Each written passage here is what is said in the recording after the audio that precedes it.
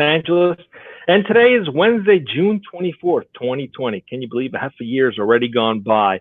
I'm joined today by my co-hosts, Carlos Ponce, just outside of Mexico City, and Kim Lantis in Hermosillo, Mexico. Today we have a guest, Daniel Glickman, who's with Video.wave, and Daniel is a world-renowned marketer. I'm looking forward to speaking with you today. Why don't we get started by you introducing yourself to the audience? Please tell us a little bit about yourself. Yes, just one thing. It's wave.video. It's like... Oh, I did it backwards. Wave.video. Yeah. I had a dyslexic moment. I apologize. Right. Please, Daniel, introduce yourself. Thank you. Thank you, Carlos, for that. My name is Daniel Glickman. For those in the audience who haven't met me, haven't seen me yet, I'm the CMO at Wave.video. I also have a bit of a personal brand there, but that's less of the interesting story about me. So I did write a couple of books, Personalized This and Disrupt That. That was about 4 years ago, I think. And Disrupt That is still very, very relevant. It's about how to essentially manage marketing in a startup, or how to manage marketing like a startup, in a sense. How we're all disruptors, or we will be disrupted, right? And go very practical into that. I see I'm the only one on the camera here. I'm getting a little bit camera nervous because I'm supposed to. You're doing fine. You're doing fine. Talking about myself. Yeah, you're good. Yeah. All the attention's on you. Yeah. My lips, your voice. I live in Boston, Mass, and right outside Boston with my family. And these days, I work out of my house right outside of Boston. And you might hear the lawnmowers going off. They showed up just as we started the live. So that's COVID for you, right? That's what. And FYI is talking about video marketing today. Now that's acceptable, right? We can bring our kids on professional shows. We can have lawnmowers in the background. We can have a dirty clothing. I saw something from the New York Times reporting, and the journalist was filming from home themselves, right? And they were showing the room with all the clothing on the floor and everything, and it was more authentic. It was real, and I connected to that, right? That is now okay. That was unthinkable maybe 2 months ago, 4 months ago, right? Would be unthinkable. I had to say, I'm still showing off my pile of dirty laundry is a bit unthinkable to me. I am airing from my bedroom, actually, and it's a disaster. You want me to flip the camera? No.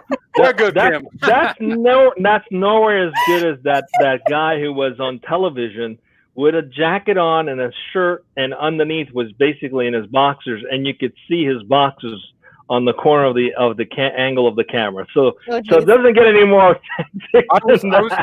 I was doing an online video training yesterday, and suddenly it was like, we got a 7.5 earthquake right here. It was like, hold on one second, I gotta run. Okay, I'll be right back. I might have to hide under a table. Well, Daniel, great to have you. Tell us a little bit about your company, Wave.video. What are you guys about? So Wave.video is a video marketing platform. It allows you to make videos, to edit videos that you might have all in a browser, host them, share them online. And a big thing that we're pushing nowadays is repurposing of videos. So if you have videos, maybe a recording of a live show like this, take the recording and chop it up and use it on social media again. Make a teaser for it, make an intro and outro for it. So there are a bunch of different videos you can make around one piece of content. That's what we call video repurposing. So that's something that we're really proud of that in our platform you can do. You can also create video landing pages, basically everything you need for a video funnel. And that kind of leads us to the topic today, which is, video marketing is, am I stealing your thunder here? Am I introducing the topic too quickly, guys? No, that's fine. Well, let's go right into it. Not then. at all. Continue. Kim's like, you guys make my life a lot easier.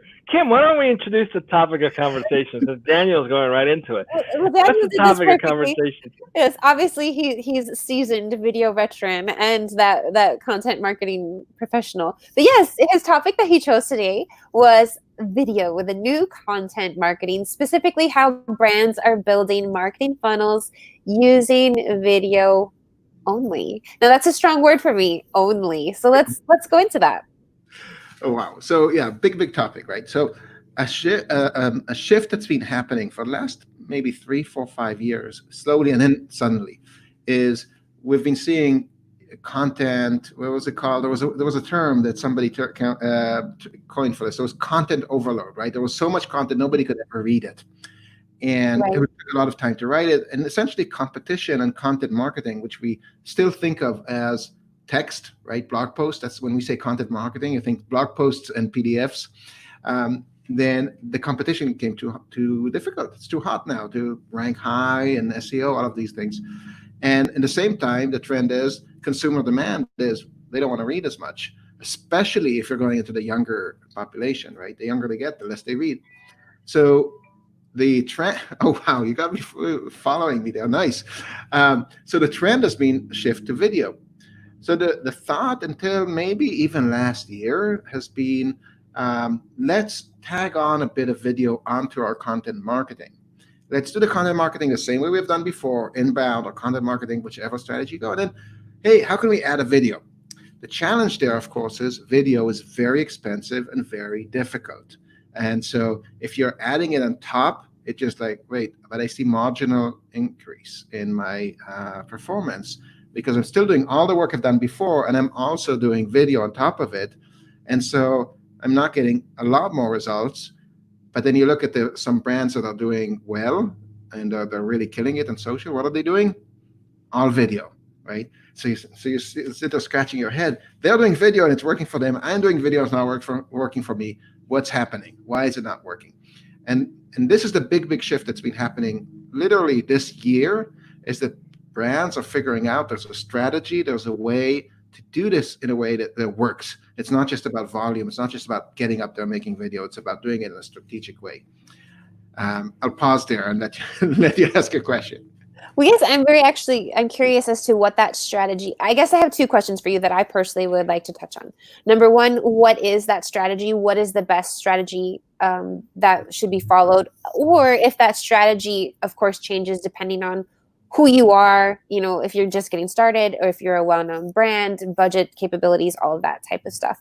But what is strategy? And then what could those companies or people who perhaps don't have that budget, who are just getting started, do? Like, what are the bare necessities? Right. Okay. So the strategy essentially is very similar to what content marketing used to be, but think of it as video first, right? So it's a sequence of videos that leads to action. Okay. So once you think of it as a sequence of videos that leads to action, not just I'm just going to spray videos all over, it starts making sense. And you start realizing the nuances that are very different from content marketing. For instance, we're talking a lot more into the realms of social media. So we're starting with social media rather than starting with SEO, although there is an SEO component. Video, the video snippets and all of that, they rank, nowadays in Google and YouTube, etc. So we're bringing inbound from there as well. But we're starting with social media. The other thing is it's sequence, and you start using retargeting and targeting videos. So people have watched your videos on social media, right? So you can do that nowadays, both in Facebook and Google. So that's the way to do it. And the third is, where do you collect these leads or the lead gen? It's no longer that give me your email to download a PDF. It's join my group or join my, usually it's oftentimes a group, right? Let's be clear about that. So now you're joining the group, and in the group, again, you have videos and so on. Many times you have a section of free videos and paid videos, or free or educational videos, promotional videos. So educate, promote, educate, pitch, promote, right? That would be the sequence. Or free videos, paid videos behind some kind of wall. Those are the two basic models you've got there. So Daniel, I've seen a transition over time, right? It used to be the big effort was any content you would put out was to invite people back to your site so you can collect the data, you can invite them to take action on your turf, right? I mean, that's the way it was traditionally done for a long time. And then you had marketers who got smart and started leveraging the platforms and doing promotions right on the platform, not worrying so much about where the traffic was landing as it was more about how do we convert the traffic into something actionable. And some companies struggled with that. It's like, what do you mean we're going to give up the traffic flow from our site and do all that traffic on LinkedIn or Facebook or Instagram? How do we control that? So for companies that are struggling with that still, what would be your words of advice? Are there use cases that show maybe a little bit more details of what you've given in terms of inviting them to a group and then you leveraging that to create an action step? What are companies that are struggling with that mindset? What do you recommend for them to think? I'd say How should they think about this? Yeah, I think you still think in terms of funnel. So you still think in terms of where am I leading people to action, and where's the action happening? And at the end of the day, it's still you still measure by how many actions did they drive, right? Is it signups or is it sales or whatever it is, right? So if that happens on your property, it still has to go to your property, right? But selling doesn't have to happen on the property today. It can happen also off property. It can happen on different platforms as well for some brands, right? Especially consumer goods, etc., or B2C brands. It can happen off your property. But for those who sell on their property, then yes, you still have to bring traffic there. Okay, so you still want to measure it. The question is, how do you bring the traffic? And maybe the traffic comes in from, maybe the traffic first arrives at your site, then you bring them into some kind of group where you nurture them, or maybe the traffic first goes through the group and then to your site, but it still has to end up there where they can take the action, right? So that hasn't changed. Let's be very clear about that. We're not interested in creating huge brand awareness with no action. And I think this kind of, I think for a long time, we've thought of videos being only for brand awareness. And that's what the YouTubes of the world are, and those kind of companies. If you look at them, their goal is to essentially drive more views, not to drive action, right? Mm. Watch a video, watch another one, watch another one. Could be from the same provider, could be from a different provider, but that is not helpful for marketers who build funnels, right? So we have something we call a video landing page, which is a title, a video, and a call to action. Nothing else on the page, just those three. And when you use something like that, rather than use a YouTube or a discovery platform, then you're driving people to the next step in the funnel. So what you just talked about is very true if you're only working on brand awareness. Brand awareness you can be anywhere, but we need to think of it. Okay, we want a funnel. So when you're talking about a funnel, you still think, okay, when is the next step in the funnel? Next step could be a group. Now in groups, you can also do amazing video marketing in groups, because groups, the engagement rate in groups, the engagement with the content is usually above 50%. So compared to a Facebook page or a YouTube channel, etc., where the engagement rate with your audience is very slight, right? Here, above 50%, that's huge. In email, you get 20% and you're super happy. So when you get more, and you can get more than 50% for a fixed audience. That's like unheard of. Right. When you talk group, I want to specify what groups are you talking about? Are these LinkedIn groups, Facebook groups, or private? What are you talking about in terms of groups? But there are many other kinds of groups out there which you could work with, informal groups. The Facebook groups are now the hottest. Okay. I've also heard it's a lot less expensive to do advertising that points back into a Facebook group when you're on Facebook than points outside of Facebook groups. So it's actually a more economical way to get more traction. Is that accurate, or is that something that you're seeing as well? There's actually a value to doing that when you're advertising on Facebook. They tend to prefer more keeping the traffic inside of its own walls, if you will. It makes perfect sense to me, but I don't know the numbers offhand, so I'm going to pass on that question. But I would, if I had to guess, I would say absolutely that would be the case. Yeah. Okay, so let's talk about your company. How do you help marketers create this process?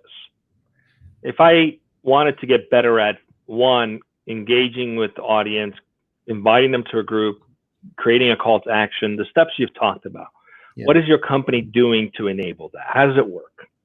Right. Okay. So we have a few components to our product or to our platform. We have a video editor, which is also a video maker. So whether or not you have some video content of your own, or you don't have any, you can still create the content there.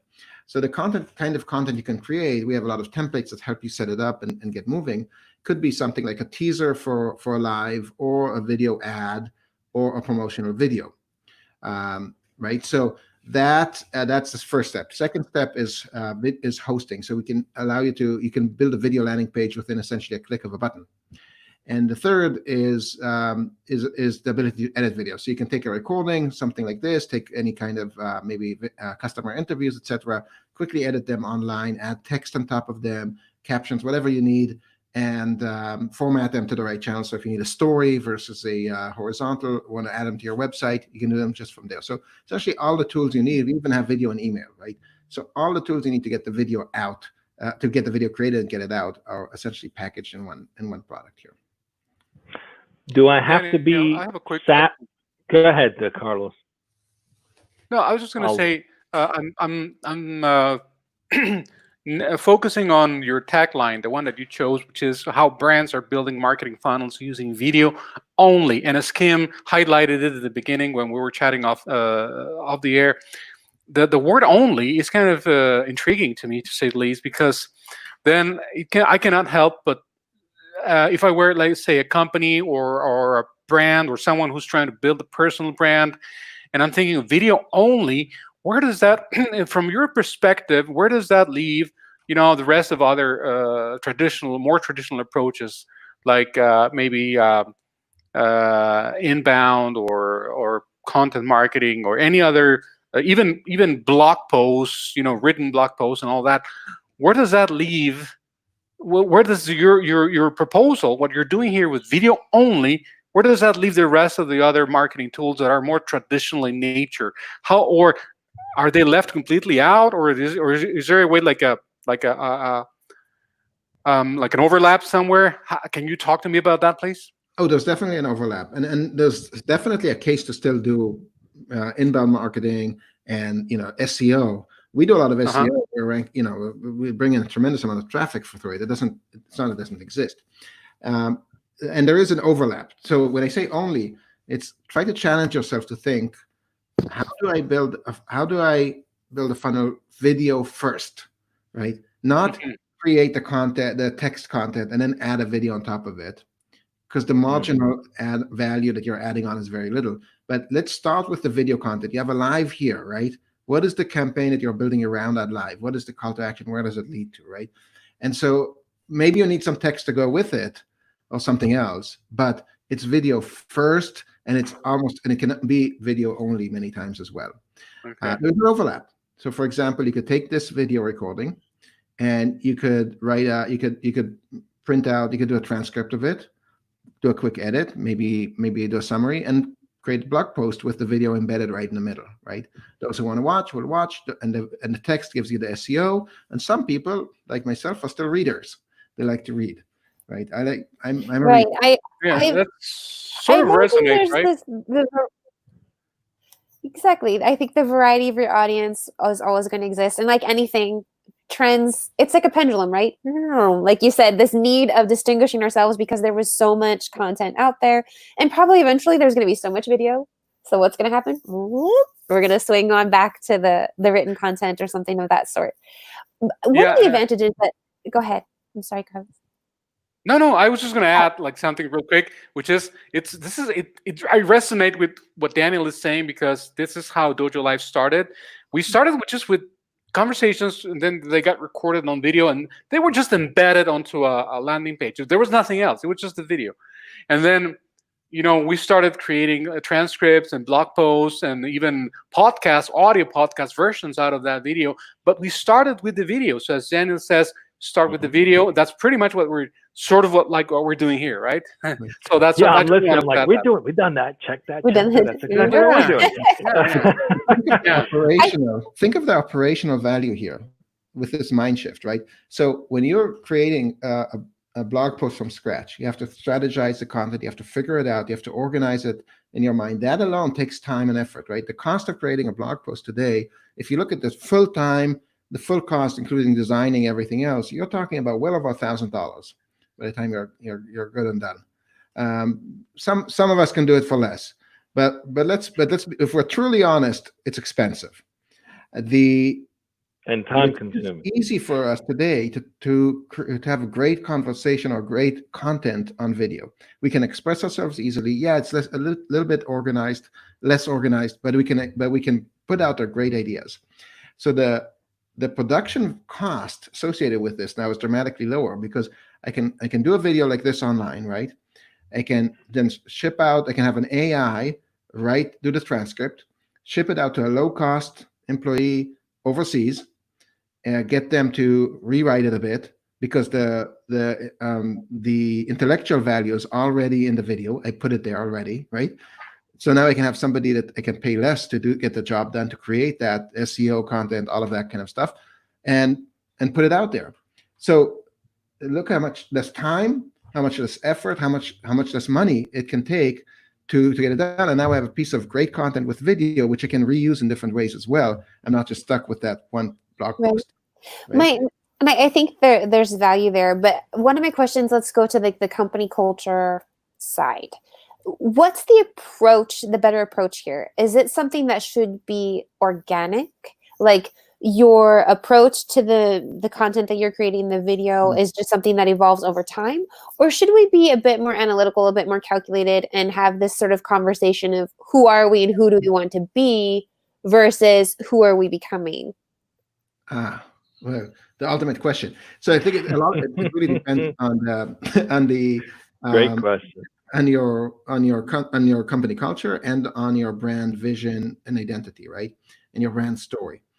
For me, working in a startup, I just had the same conversation with somebody who's a very well-known brand.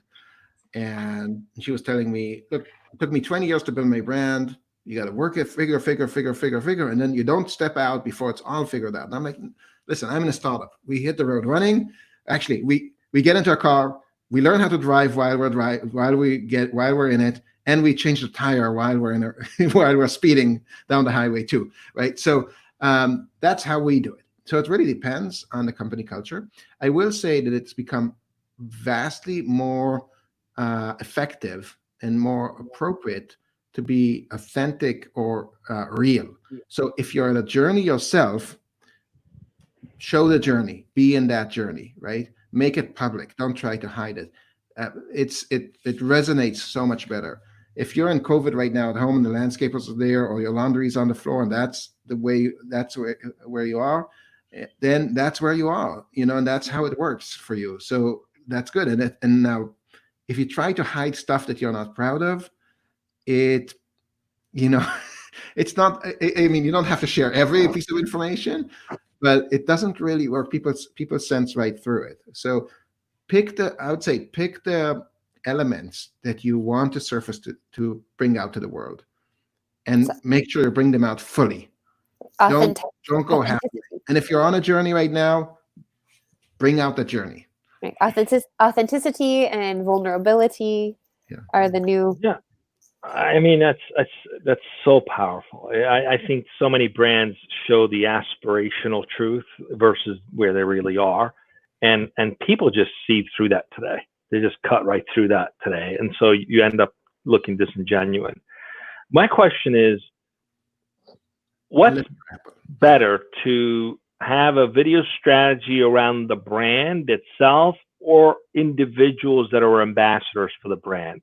I've seen that shift more towards individuals putting out personalized content, so they essentially become the face of the brand. Is that still the trend, or is a hybrid? What's working? What works best in your opinion?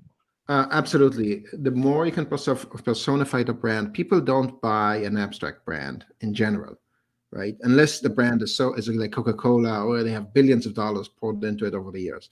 Where people buy the personal connection. They want to know who's behind it. They want to know the values. They want to feel that there's something more there. And at the end of the day, business is done by people, right? So maybe not all the people in your company, and like at our company, a lot of our employees are camera shy to some extent, or maybe not quite as experienced, right? So you have to build it up slowly. So some of them, come in sometimes, some of them come in, and a few of us go up a lot, like myself, right? So we definitely need to be people. Our people need to be there. Without the people, it's a hollow brand. So you have to put the people out there. Now you have to be careful and think, who are the people I bring out? Do the people know that they represent the company, and you have to be willing to be transparent.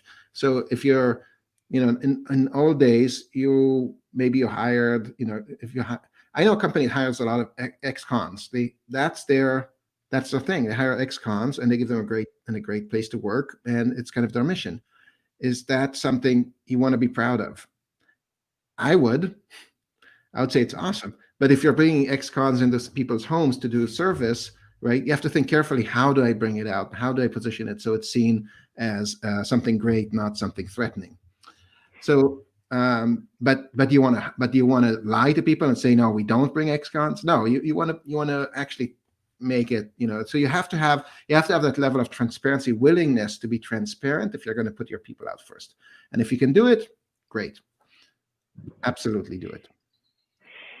Fantastic. Daniel, talking about transparency, tell us a little bit about the culture of your company. What are some of the lessons you guys have learned as you're building this out in terms of how you're connecting with the employees? I'm always curious. We're always curious to learn about what's working in terms of the ins and outs of building the company, and what's not working. We'd love to hear stories of lessons you've learned along the process, and some of the other executives on the team that's making your place a better place to be, and a better place for employees as well. Please, if you could share that even recently with COVID-19, I'm sure there'll be others that will resonate with some of these stories. We'd love to hear them.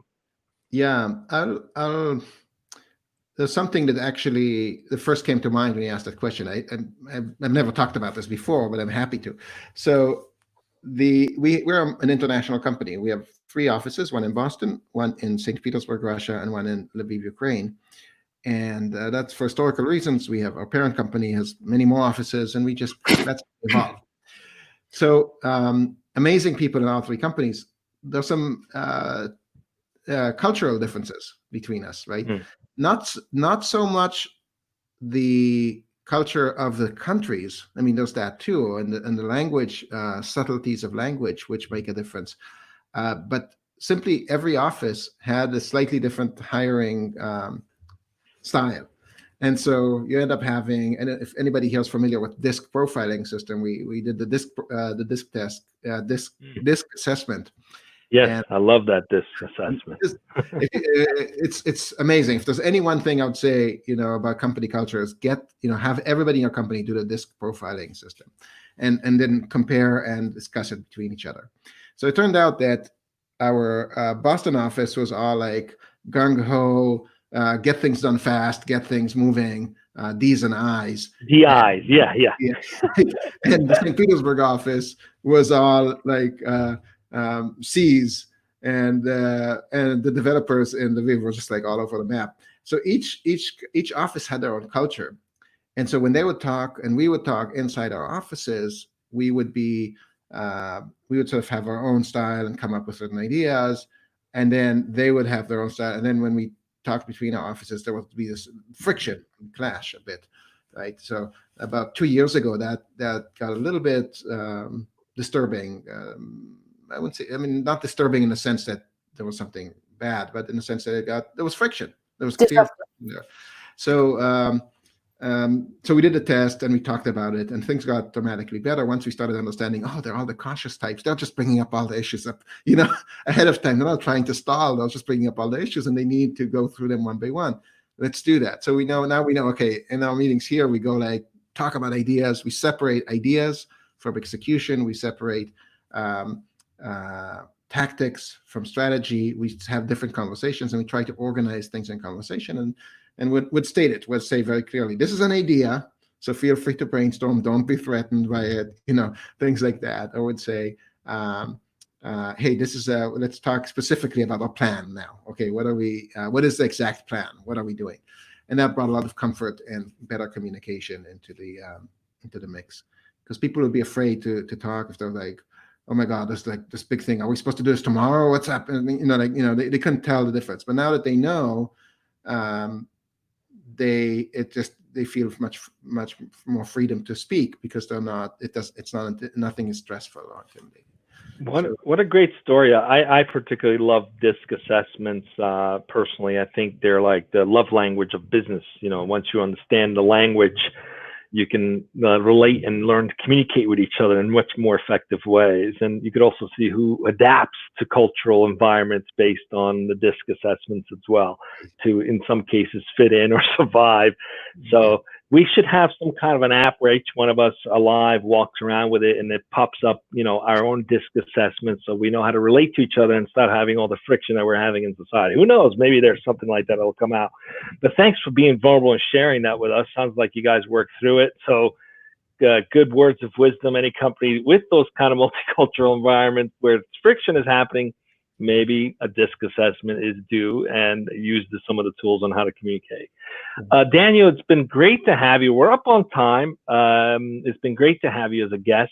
We'd love to have you back sometime in the future and hear some stories about companies that have adopted your technology and some successes that they've had with it, and certainly love to hear those use cases in the future.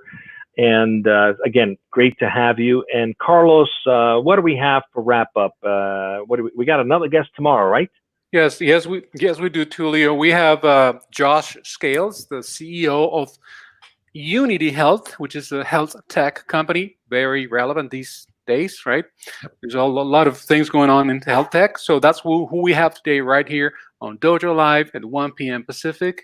Please join us tomorrow.